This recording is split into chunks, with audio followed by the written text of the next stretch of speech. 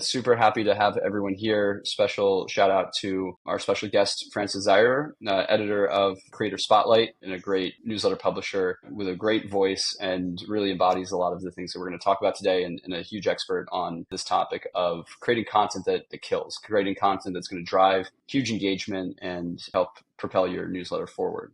In today's presentation, what we're going to cover, we're going to lay the groundwork for how you can actually get started writing great content. There's always a little bit of foundation that needs to be set before you really start rolling. And then our agenda goes through, some tips on writing compelling headlines, how to develop your unique, authentic voice, some storytelling techniques to get you off to the races, visual content strategies to make your content compelling and really accent and accentuate the written word, and then creating interactive content to keep your subscribers coming back for more. We'll finish in the last 15 minutes or so with a Q&A where we'll take questions from the chat and answer anything that you may come to the call with or may have been spurred by the conversation that we're about to have.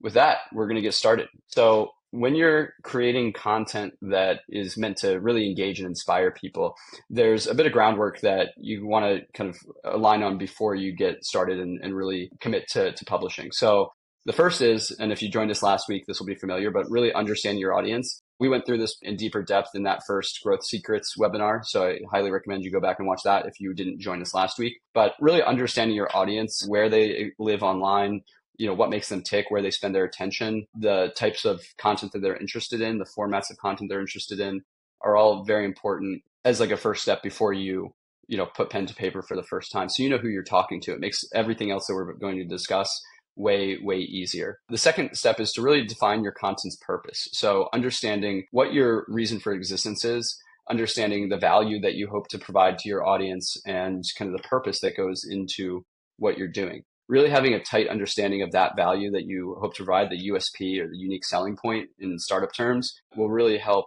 narrow the lens and narrow the focus of your content. Third is establishing key themes. So understanding that subscribers are going to subscribe to your newsletter for a particular purpose. And if you jump around, it's really hard to nail down what your newsletter is, and it can be confusing. So, a subscriber that subscribes because they read one episode, and if your next newsletter edition is completely different thematically, the original subscriber may not be interested. You may get new subscribers that are kind of a different profile. So keeping things consistent is really important. And then third, moving into consistency explicitly, we talk about this in terms of publishing consistency. So you want to really set up a solid cadence for yourself. We don't necessarily recommend starting with a daily. It's a huge task to undertake a daily newsletter, but usually weekly or bi-weekly newsletters are a bit more manageable for people who are just starting out. But once you have that consistency under your belt, we do see people often experiment with,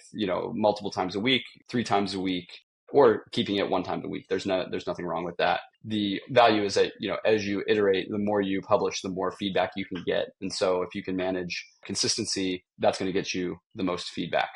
Lastly is setting measurable goals. You want to have measures of success for yourself that allow you to assess the success of your content. And those goals can change over time. In the beginning, it may be very hard to know what you want to focus on or what your goal should be because you're just starting out. So in that case, we recommend setting relatively arbitrary goals. Say, I want to achieve a 50% open rate and a 3% click-through rate.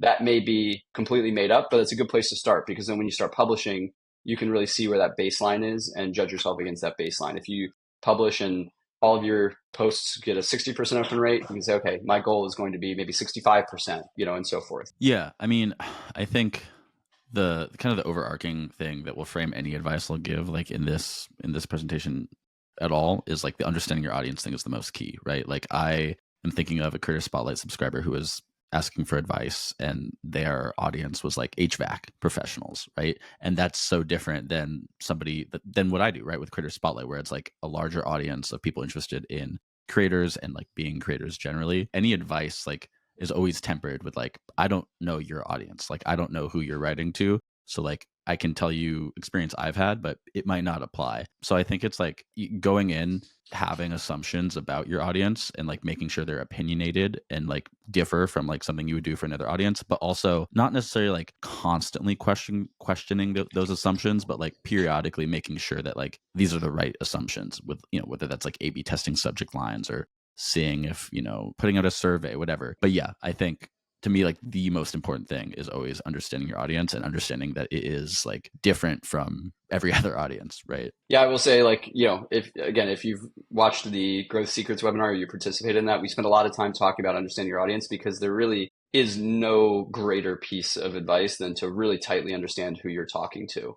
So, moving into that first section on writing compelling headlines, the goal here is to do a couple different things. One would be to promise value. So, a lot of times the most successful headlines, are benefit driven. So, not necessarily discussing exactly kind of what your purpose is, but what is going to be value driving for the reader. What are they going to get by reading your content? And on this image, you'll see some from Big Desk Energy, which is Tyler Denk's newsletter that's been gaining a lot of traction, our CEO. And he doesn't necessarily follow all of these to a T, but his engagement is very, very strong and kind of presents a good example of some of these.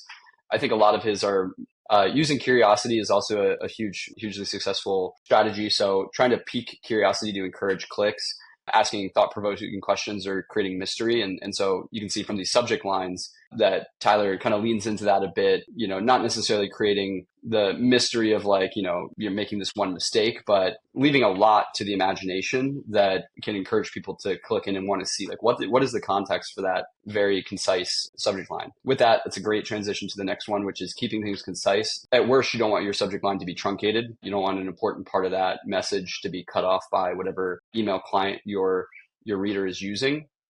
But also just keeping it concise, 6 words or less or 6 to 12 words max is really a good litmus test for creating impact and avoiding being too wordy. The next one, and I think the ones in this example use this less, but using numbers and what we kind of refer to as power words can be really effective. So if you can add numbers, I think this is something that Francis does a lot, speaking about creators and the impact and the growth that they've had.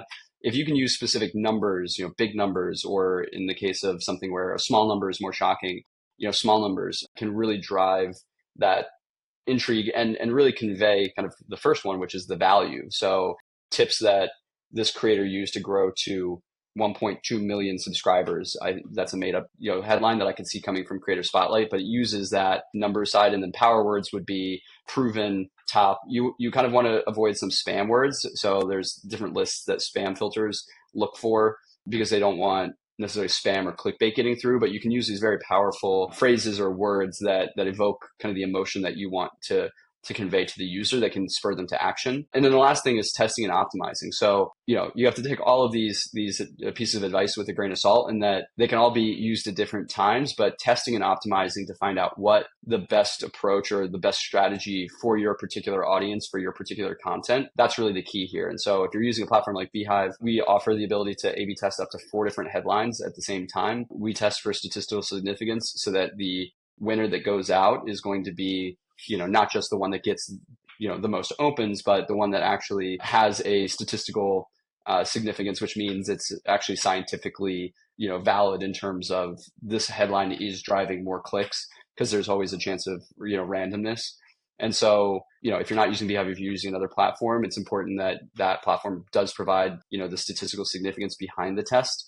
It's one of the best ways to really understand, because at the end of the day, if you're sending once a week, you get a limited chance to test all of these different strategies, and A/B testing can really help you get to that level of understanding and that level of effectiveness more quickly. Just jumping in here because you screenshotted some of mine. I actually ABCD test. I have 4 variants every single time with the newsletter. What we learned at Morning Brew was we try to do an analysis of like length and whether to use like proper nouns or people. And it's really hard to actually draw a direct correlation. I think the closest thing we got was shorter usually worked better than longer. Longer gets like truncated. It's too much to read. People are like very twitchy in the inbox. So like shorter usually works better. And I also think the curiosity one is probably the biggest. So like the best one, you could probably guess by looking at this screenshot, which one performed best for me. RIP beehiiv. Like it's the greatest open rate I've ever had, because people are like, what the hell is that? Like, are you shutting down the company? Like, where's it going? So I ABCD test everything today in today's newsletter.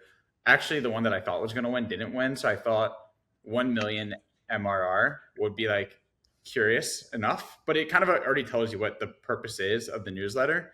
The one that won this morning by like a pretty wide margin is am I doing this correctly? And like you read that and you're like, what the hell is he possibly alluding to there? So I think curiosity, just like getting, I mean, it's like clickbait in a way, right? But I also think people are well versed enough to get really annoyed with like obvious clickbait when you do like the reply thing or the forward or like these other like hacks. I think it's really obnoxious. So there's definitely a fine line between curiosity and clickbait and like annoying all of your readers. So Well, anyway. I think you might have told me this, Tyler, that like with like it's not clickbait if it delivers on the promise, right? Like I always like test at least two, and one is always like trying to be more provocative, and the other is trying to be more like descriptive, and then I'll do like a couple versions of each. But like the one this last week, the one that won was 2 decades of experience in digital media revenue, and then the one that won the week before was it's soccer, not football, and like these are both so different, but like both times I tested like I forget exactly what I did. Like it's soccer, not football was like building a career in soccer journalism or something like that, something more descriptive. But I never really know which one's going to like it varies and changes which one wins out. But like with the it's soccer, not football, it's like that was one of my favorite ones recently because I was hoping to get some angry replies being like, actually, it's football. And I did, which was great. But also, I quickly deliver on like, okay, this is like a British journalist living in America writing about soccer. And so like, I mean, so you deliver on like, something that explains the provocative headline pretty quickly. Yeah. Well, one, your voice sounds amazing with the microphone. So I wish I had working. And two, I think the biggest thing you said is like, you kind of never know. Like that's, I think every week outside of RIP Beehive, every week I had a complete toss up to which one would actually win.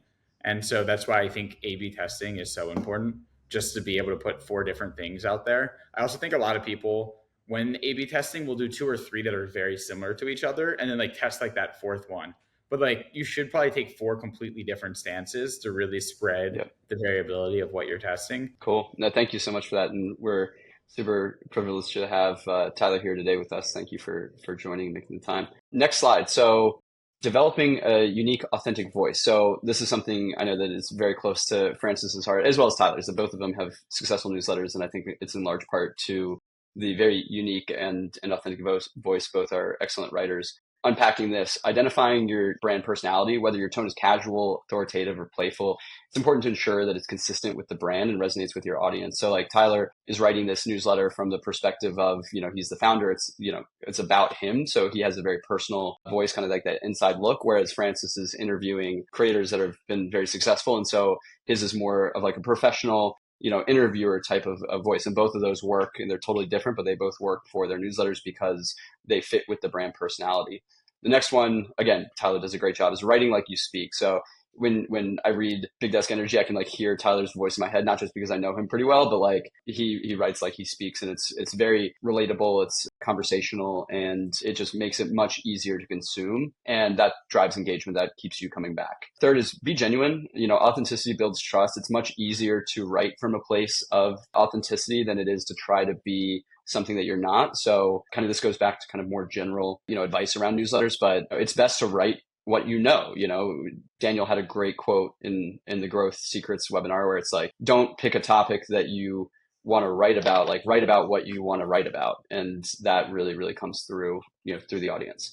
Again, consistency is key. So we'll repeat this from the beginning, but it's important to stay consistent with that tone in the beginning, maybe while you're trying to figure out that content market fit. You may kind of play with it a little bit to figure out what exactly resonates the most with your audience. But once you kind of get that formula down, it's important to stay consistent so you build into that brand. And again, knowing your audience and adapting your voice based on who you're talking to and about is really important. So this kind of ties back to the groundwork. Is once you know your audience, you'll know how they want to be talked to. If you're writing a finance newsletter that is going to executives of Goldman Sachs, for example, you're probably going to want to be a little bit more formal, a little bit more professional, if that's the brand. Maybe you're like this like insider, there's exceptions to the rule, but like if you're talking to like a very professional audience of people, you want to keep it professional and tightened up. If you're running a kind of a meme newsletter type of deal, you might be a lot more playful, a lot more less serious, and kind of adapting that way. But it all comes down to who are your readers, what are they going to engage with, what are they going to find compelling. I was talking earlier about like how you need to be opinionated, and I think I saw somebody in the chat say like, okay, so it's about having hot takes. I don't think it's necessarily about having hot takes, but you need to have a take, just a take. You need to have a point of view.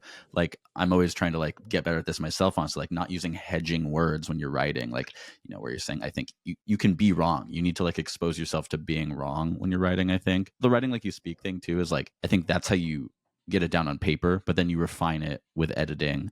I mean, you can just write it and get it out, but I think you really have to refine it. I think again, the being genuine too, like I said, you have to be able to expose yourself to being wrong. I think anybody can be a writer, lowercase w. Everybody writes, right? Like we all learn to write, but like to be, I don't know, a capital W writer, you need to have a differentiated product, right? Like everybody can write, not everybody can build an audience, not everybody can attract an audience that wants to read what they're writing. So it's about like taking that really seriously and thinking about the audience you want. I think too, like sometimes people think you want to write to like a bigger audience, but you don't have to. You can write to a small audience. And then if you have a voice and a point of view, then like in reading it, like it creates more of that audience, right? Like with Morning Brew, for example, that was like, you know, writing to like young professionals who like wanted business news. Like maybe like the audience for that grew over time because the product had such a voice and a point of view that like people could come to it and it could change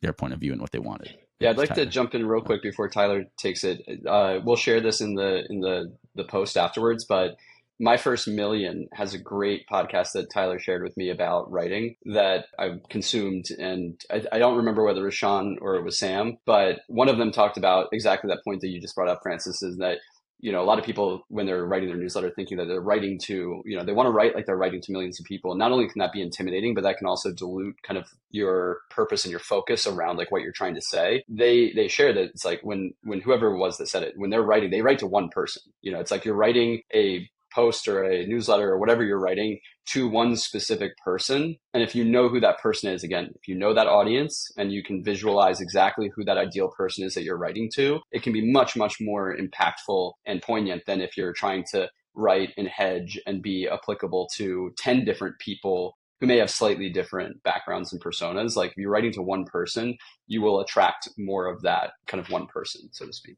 Yeah, I guess like this is like the slide really of like how to create a successful newsletter or any type of content. I feel like especially in an age where more things are being automated or like whether it's AI summarizing things or aggregating content, the content that really sticks out is the one that's like the most unique and can speak to a particular audience. And so I think that is like the differentiating factor. That's kind of where Morning Brew found its wedge with here's Bloomberg, here's CNN, here's Yahoo Finance. But here's how we would talk about business news to a bunch of like 20-year-olds that are right out of college. And that was the differentiating factor. My newsletter, I'll like curse, I'll talk exactly how I talk to you guys. But like that is like genuinely how I speak, how I think, how I like build the business. And like anyone who knows me knows like what they're reading in the newsletter is exactly how I write to friends and also how I speak in person. And so I think that level of genuinity, difficult word to say, it is like actually like what the differentiating factor is. So I think the more you can build a unique and distinct voice while also delivering on your value prop, that's kind of like how you win in this game. And like Francis has done like a phenomenal job with Creator Spotlight.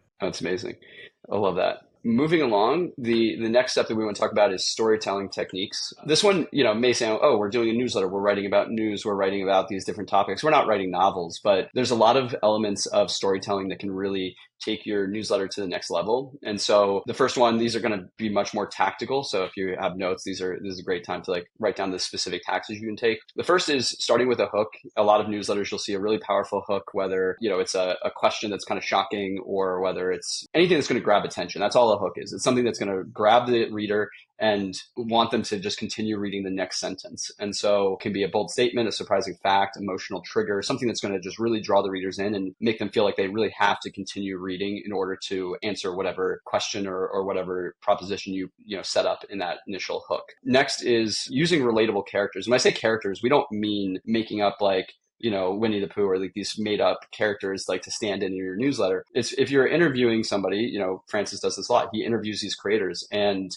you know, he humanizes them. There's these people who are, a lot of times they have followings, so you do get to see kind of a personal side to them, but it really kind of creates a relatable human person that he's describing, which resonates with people far more than if you're treating them kind of much more sterilely or just like writing a biography about someone. Tyler does the same thing. His character is himself, but with his, tone and the voice that he uses, it becomes extremely relatable. He doesn't try to pretend like he has all the answers. He doesn't try to pretend that he's this like God among men. He's very humble and very relatable in that he will share the things that are challenges, that he didn't know something and this is how he solved the problem. And at the end of the day, that's what helps people, because people want to be able to relate to those challenges that they face in either their businesses or their daily life. Next is like the narrative arc. So this is like sometimes a little bit, discounted, and it obviously depends on the type of content you're writing, but it can be very effective to structure kind of the narrative that you're writing in the same format as, a traditional narrative arc. So you set up with, a problem,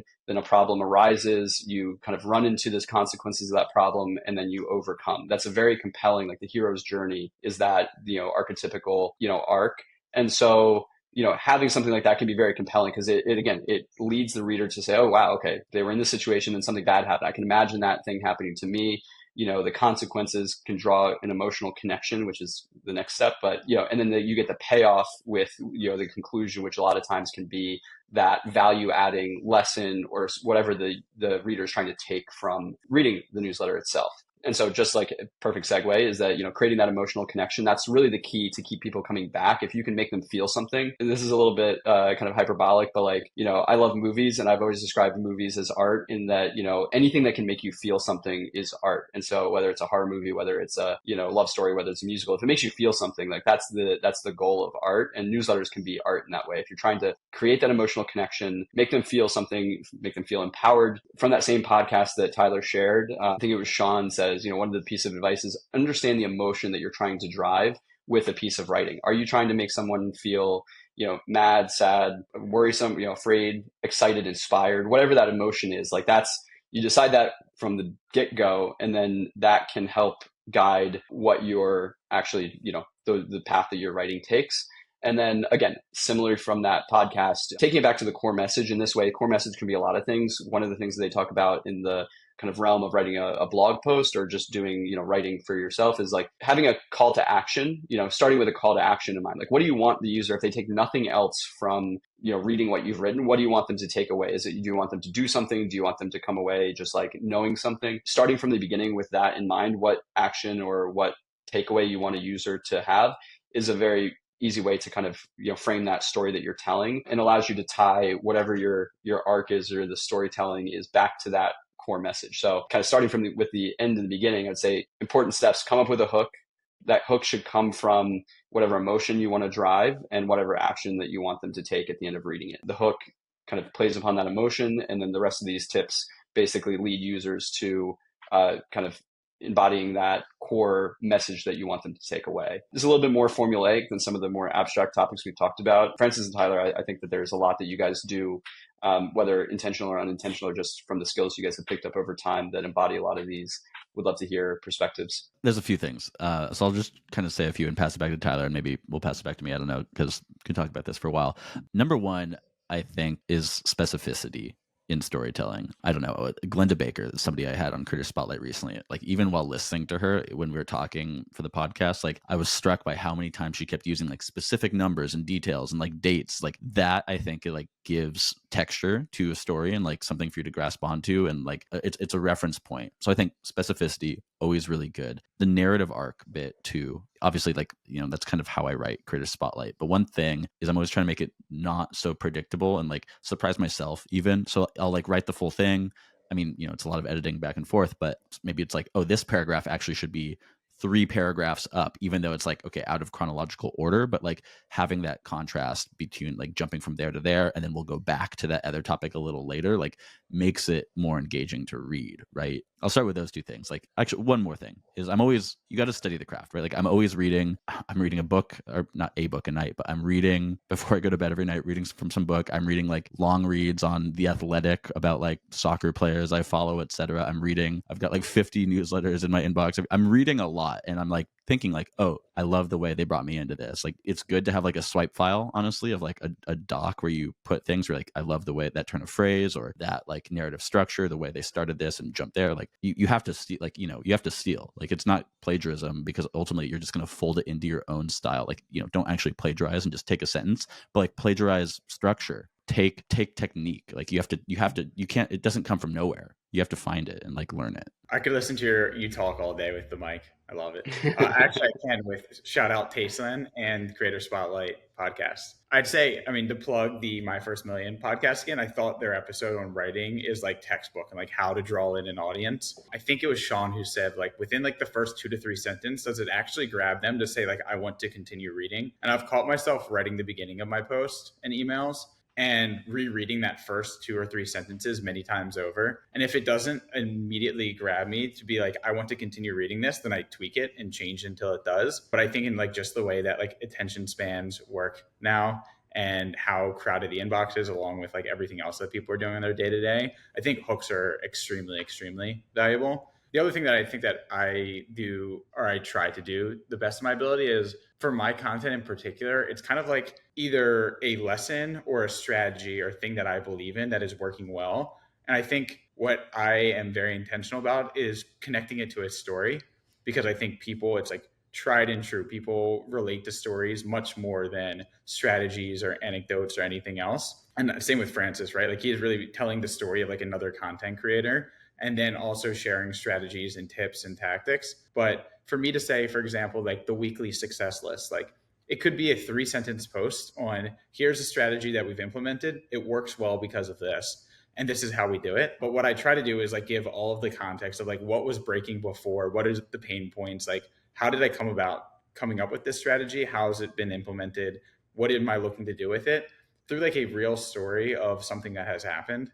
And so I think the more that you can shift, the more that, at least from my type of content, blending useful and value with real stories that show a journey and emotion and everything else is kind of like the sweet spot that I have found. I don't know. I think I'm supposed to toss it back to Francis. No, well, I'll say one thing actually at the end of that. You were talking about like you could do 3 sentences, but you do the full story. I think like you could read a summary of a book and you'll learn what happened, but you read the whole book because then it like you digest it and it affects you, and you actually take, you're not going to take anything away from like a 1-page summary of a book, right? Because you're just going to read it for one. If you actually read a full book, then you're going to take something away from it. So I think that's to underline the importance of storytelling. I don't think we have a slide on like the actual like writing process, but I'd be curious to hear Francis's take on that, because mine has changed a lot. Granted, I'm a little W writer, so like I've had the newsletter for 7 months now, 8 months. And you're a big W. What I used to do was carve out 3 hours on a Saturday morning. I send my newsletter on Tuesday, so it'd be a Saturday morning. I carve out 3 hours, and there were days where like the writing came to me and I crushed it. And then there's like days where the writing doesn't hit you, and it's the most stressful thing to write under a timeline, being like, hey, I don't have a free Sunday, and Monday I'm in meetings all day. So like this is my 3-hour block to get it done. And I found being creative within a time constraint being very, very difficult.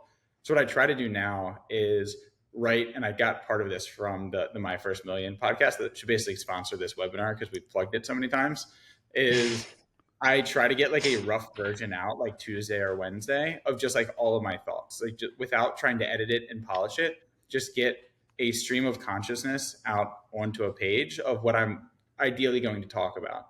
So I think there's a lot of power, and I'm going to butcher the psychological term of having something back of mind as you go through your life. Because when it's like very top of mind, you're like super focused on it. It's like distracting you.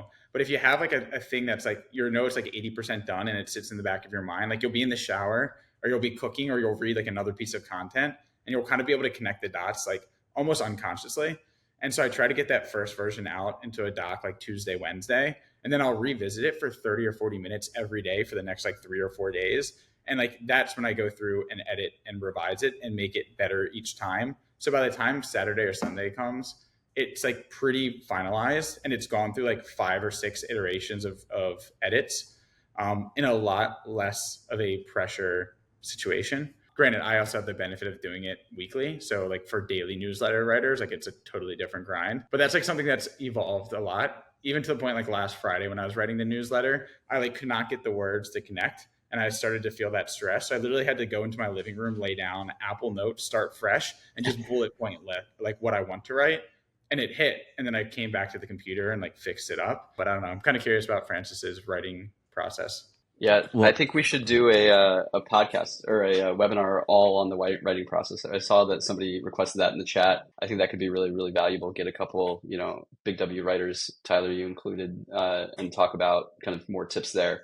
I would like to move on just so that we have enough time for all the slides, but I'd love to revisit this. It sounds like a fantastic conversation. Moving on, these two next sections may go a little bit more quickly, but obviously with newsletters, it's not just all about the written word. It's not about just the text content. There's also should be or typically is a very strong visual component to it. So with that in mind, when we're talking about the visuals, we always want to use like kind of high quality images. So beehiiv will resize images for you. If you're using another platform, you should look into making sure that like the delivery of those is optimized for whatever device users are reading on, because weight of an email does influence placement in the inbox. And so we do ours by serving the images as links, and then when they actually load in the user's device, it optimizes for that exact device. So for beehiiv users, the image quality, as long as it's uploaded in a high enough quality, it'll be good, but you don't want to upload a 50 by 50 pixel image because it'll appear blurry on most devices. Infographics are a really powerful way. I know that Francis does a fantastic job. I've been blown away by some of the infographics that Creator Spotlights put out ahead of the newsletters each week. We have some pretty talented graphic design resources, that can help with, those internally, but resources like Fiverr, there's all kinds of places online where you can find folks that can help you put together infographics if you don't have that particular skill set. But they're really, really effective in conveying numbers, and if you can create graphs and such in a visual format, they can be really, really compelling, and they work great for social. So they can create some great social content to drive users to read about the context in the actual newsletter.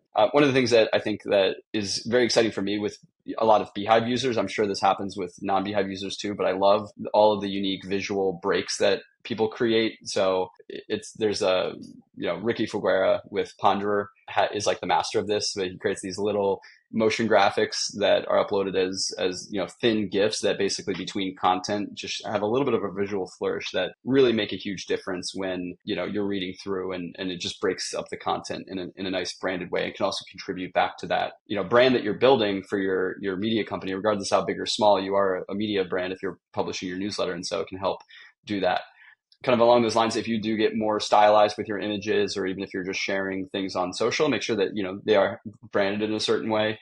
If you're using stock photography, obviously that can be a little bit tougher, but if you're creating your own branded images, just making sure they align with the look and feel. And then again, when you're sharing those on social, it can be really helpful. Like you can see in this example, Charter has the little watermark, the logo in the bottom corner. So if that image gets taken and shared on Reddit, the Charts subreddit, they're getting that brand recognition because the logo is right there on their branded graphic. And lastly, GIFs and memes. I think this is one that Tyler loves. Tyler loves, GIFs, is a bit of a connoisseur of GIFs, and, loves a good GIF. Everybody loves a good GIF. I think he'll say it GIF, which is probably the biggest difference between him and I.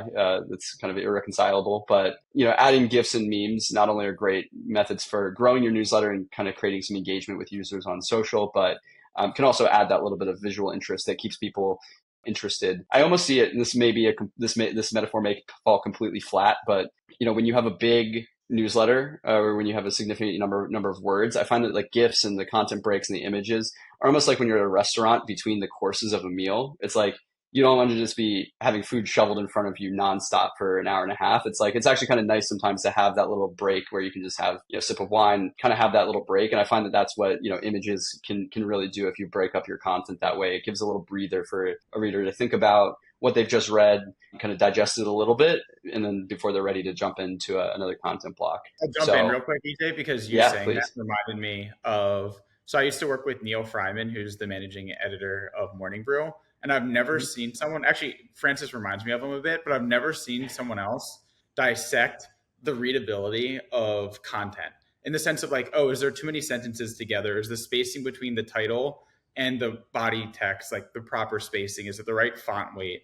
Are there enough images to break up this block of content? And he's like studied it to a science, which I think is really interesting because it struck a chord as you said that, because I actually reviewed my newsletter last night, and it's like the longest I've ever gone with just text without an image or tweet to break something up. And I felt super self-conscious about that. So I actually do think it's like important to consider how you supplement your content with images, GIFs, tweets, and like whatever, just to break up content. I hate the LinkedIn like one sentence per paragraph writing, like that's obnoxious. But I do think large blocks of text that are like 4 to 5 sentences plus, like it's really daunting as a reader who like, at least my behavior is I'm always 500 emails behind. So I'm like getting through emails as quickly as I can. To see a block of text that's like 6+ sentences is like a commitment, right? I think so I think it's all about texture, right? Like if it's all one paragraph, one sentence paragraphs, I can't read that because that's just one texture. You need a 1 sentence paragraph, a 5 sentence paragraph, an image, whatever. It's it's like jazz, right? It's the silence between the notes, but it's also the different notes. I think to me that's the best way to think about it is you want more than one texture. Think about visual texture. Like I said, you remind me more of Neil than anyone else that I've ever met. You content, but like I totally agree. So I try to keep the content and paragraphs that I write very bite-sized. So between I'd say 2 and 4 sentences max, I try to mix in images. And then I think kind of similar to like just visual content strategies in general, as Francis mentioned earlier about always reading other content and studying kind of like a swipe file. Most emails, like by default, are just a plain white, like a personal email is a plain white text with black font, right? And as plain as it can possibly get.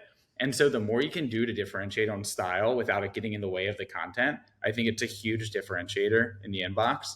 And so I like will routinely go through my inbox and find emails that just look beautiful and take note of like, oh, they use a GIF there as like a content break. Like for example, Wealthfront. So not even content-based email, but they're like very image heavy with like GIFs and artwork. And it's like all they do is introduce that the interest rate went from like 4.25 to 4.5. But like the emails in which they communicate that are the most stunning and beautiful emails. And so I think there's something you can study from just other people doing it very well and then apply it to your own newsletter. That's amazing. That's a great book in there. Moving into our final slide is on interactive content. So this is an area I think that beehiiv particularly really shines, but is an area where you can always make, regardless of what platform you're on, you can make it work. But almost a continuation of the previous section we're talking about in terms of that texture to the newsletter. But I think much more than just the visuals, this actually kind of takes it and elevates it from purely visual and a passive experience to an experience that brings the reader into being part of the story, which I think is really, really powerful. And certainly that action tied to behavior is one of the best ways to reinforce a habit. So reinforce somebody reading and looking forward to your newsletter. So there's a couple of different ways to do this. So one can be surveys. So if you are running a newsletter and you want to learn more about your readers, you can run a survey and learn more about them so that by filling out that survey, you can help your subscribers produce a better product for them. It helps kind of, again, going back to knowing the audience. It's one really, really valuable way to know that audience and have them tell you who they are. Polls and quizzes is something that the beehiiv offers out of the box through our tools. I think we refer to it as trivia.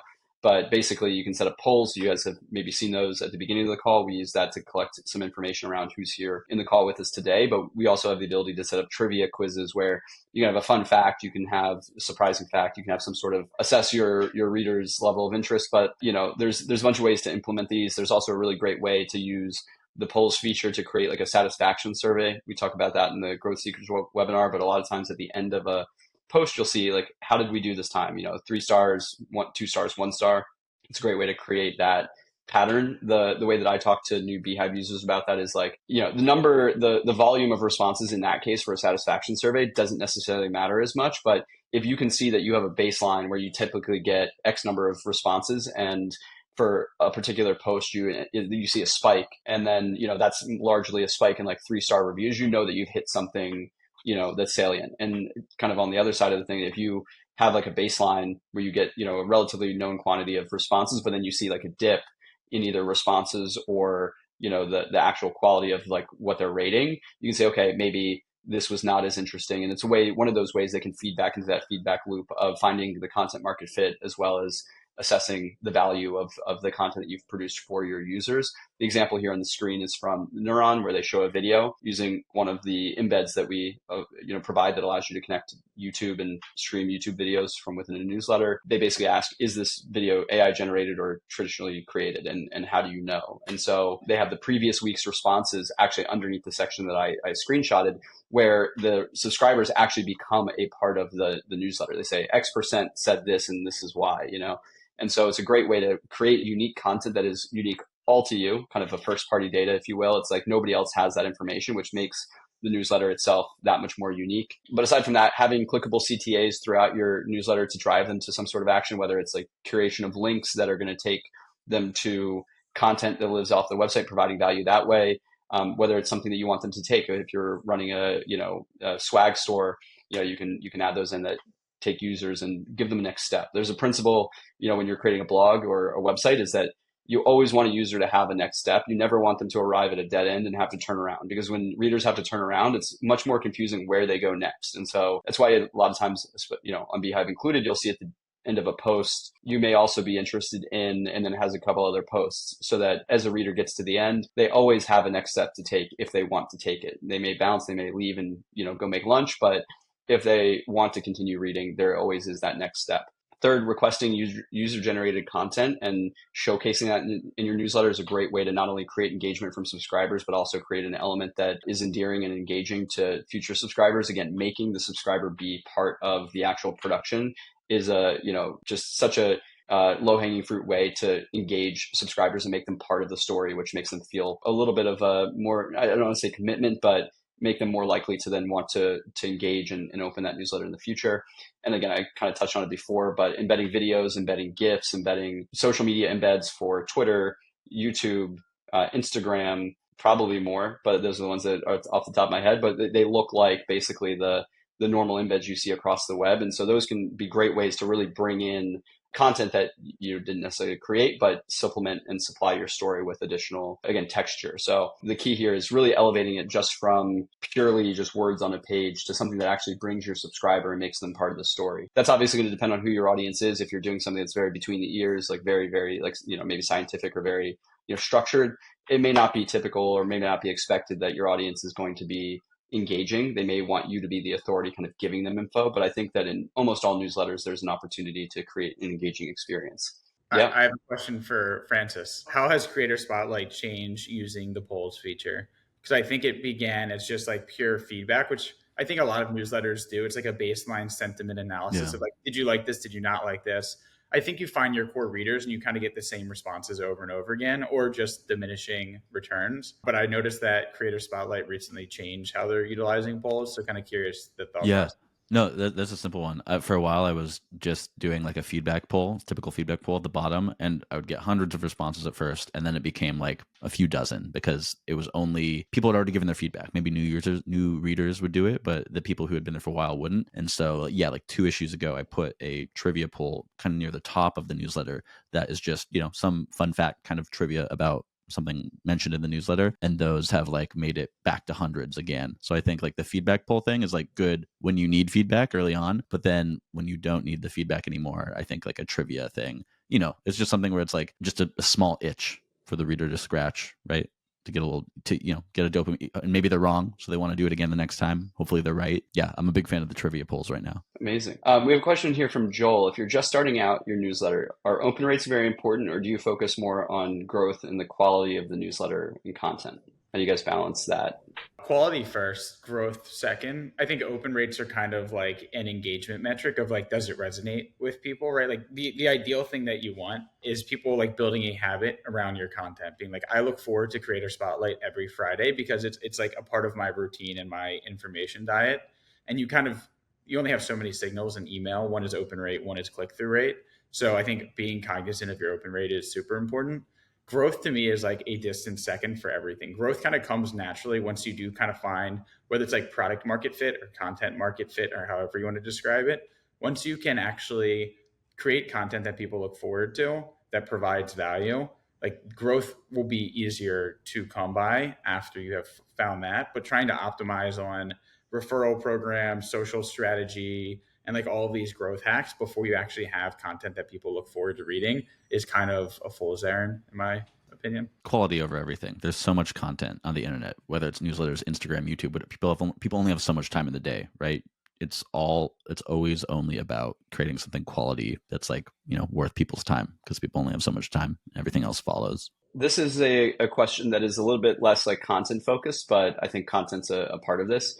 From Angela, how do you get your first 100 users without spamming the beehiiv Slack community or kind of similar tactics? 100% spamming, just not the beehiiv Slack community. I think just using either friends, family, group chat, and social media. So Twitter, LinkedIn, Instagram, texting my different group chats. Like I had a fairly aggressive, like I think I announced that I was launching a newsletter December of last year. And my goal was to hit I also like created an arbitrary goal, which I publicized. So mine was like fairly aggressive, but I was like, I will launch this when I get 1,000 subscribers. So like there was like some sort of like communal effort to try to recommend the newsletter to hit that 1,000 subscribers. Granted, I was going to lie and say I hit it anyway and launch when I was ready to launch, which was the first week of January, but I did actually hit it. So I think, all I did though was share on all of my social channels and group chats to get that initial 1,000. But same thing could be said for first 100. I was just going to say, it's just about engaging authentically. Like you can use paid advertising, and that's one way to do it. But if you're not going to do that, it's like engaging authentically in communities, whether online or in person, which can be hard, but that's people, you have to talk to people to get them to sign up. We talked about this a little bit in the growth webinar, so that's on our YouTube channel as well, and I'll share that in the post that we post after this call. To what Francis is saying, it's not necessarily spamming. I wouldn't say, spamming obviously has a very negative connotation. A lot of folks find a lot of success not by spamming, Reddit communities, but by truly adding value. It's a different dimension of what the same thing you're doing with the newsletter itself. If you can, you have a topic you're talking about, you have your newsletter, and you know that your audience lives on Reddit, or you have a hunch that they do, you can test by creating posts that are not spamming saying, hey, like subscribe to my newsletter, like they owe you something, but provide value. Add a snippet of the newsletter, have a finding from the newsletter that you post, and maybe at the end of it say, if you want to read more about this or if this was interesting, I have a newsletter that covers a lot of this in depth that goes out weekly. I see a lot of that on Reddit, and there's a couple influencers on X and some other places that talk about Reddit strategy. And truly that's like basically the same as anywhere else. If you're having a pop culture newsletter, you might have content that you repurpose in a visual format and post on Instagram, and you have the call to action of, if this was interesting, like follow my newsletter by subscribing with my link in bio. It's kind of that dance of finding that audience, but it's a great way also. I think there was a good quote from Matt McGarry. Social is a fantastic way to do a lot of that testing and iteration of what your audience engages with and what resonates with your audience in between the newsletter sends. So if you're sending weekly, over the course of a month, you have 4 opportunities to get in front of your potential audience. If you're on social, you basically have an infinite number of opportunities to get in front of them. You could post 4 times a day on X and have basically, 120 opportunities to understand what resonates with your audience versus 4. And if you're on multiple channels, or if your audience lives on multiple channels, you can do it like that. I certainly recommend focusing kind of on a single channel at a time, like focus on really cracking the code on one channel before you start to spread yourself too thin. But that's a really great kind of, obviously it's free to post on social. It's a great way to do a lot of that testing and iterating and finding that audience. And that doesn't require you to have a large audience. Again, in the follow-up, I'll also post, we have guides that we've created for getting your first 1,000 subscribers across X, Instagram, YouTube, LinkedIn, and I think 2 others. I'll add those to the show notes after this, so that you can explore those. But those assume that you have no social following. That's literally from 0 to 1,000 subscribers based on no social following, but leveraging those channels, almost like a mini webinar in a way. It's text based, but maybe we'll do webinars based on those guides. But those can really, really help. Before we wrap up, the last question I want to take and cover is a question about A/B testing from E in the chat. And the question was, for A/B testing, do you send every variation to all your subscribers, and how do you go about varying the recipients? I want to take this because it's a very easy answer. If you're using beehiiv, the way that we set it up is that, when you launch your A/B test, you can set the time period that you want your test to run. So anywhere from, I actually don't know what the minimum is, but generally I think it's 120 minutes or 2 hours is what we recommend, so that you have enough time for users in that initial batch to receive the email and have the opportunity to open it. And then at the end of that time period, whatever you set, I think it's up to 3 hours maybe. At the end of that time period, beehiiv will assess the statistical significance of each of the open rates to figure out which one was the best conclusively, and we'll send the remaining subscribers that winning variant. And so we handle all of the varying the subscribers. They're all chosen randomly and statistically sampled so that you know that the one that wins is the winner. And then at the end of the day, after a couple of days, you can go back and review and you can see, well, you can actually see the results in real time, like after 2 hours, but you could then go back and assess like multiple sends after you're able to see the impact of whatever the winner was. You'll be able to see how many subscribers opened the winning variant, which went to the remainder of your audience. With that, we have a minute and a half left. I want to do 2 shout outs. One is for our exclusive publisher Slack community. So this is an opportunity for publishers to connect with each other. We have over 4,000, I think up to 4,500 publishers within the Slack community at this point. These are all paid publishing beehiiv users. So anytime, day or night, we have people all over the globe who are posting questions about how do I do this certain thing, or how does my newsletter look, or what have you guys done to grow on X platform. It's a really, really vibrant wealth of information and a great resource to get questions answered, to get gut checks, to engage and share strategy, as well as newsletters and whatnot. So can't recommend the Slack community more highly if this is the type of experience that really works for you and you want to get more of it. Lastly, we will be sending out our slate of upcoming webinars. We have a couple coming up over the next several weeks. We have our list building masterclass on the 17th. So this is going to go through tactics for building that subscriber list. It's going to be very, very tactical, a lot less of the kind of the, groundwork building, but more, you have something that works. How do you then, what tactics do you use to then blow it up? We have a couple really great folks that are joining us who are professionals in the agency side who do this for a lot of different newsletters.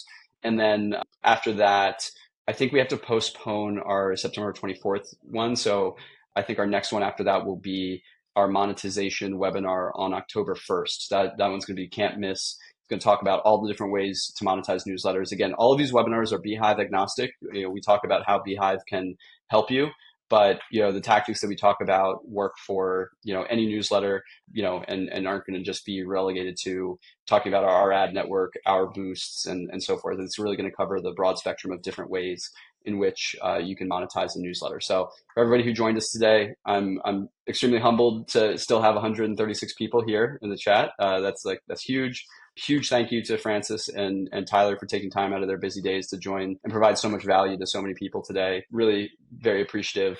And thank you for showing up today and spending your time with us. It's what makes this whole thing worthwhile and possible. So with that, have a great day, everyone. We look forward to serving you.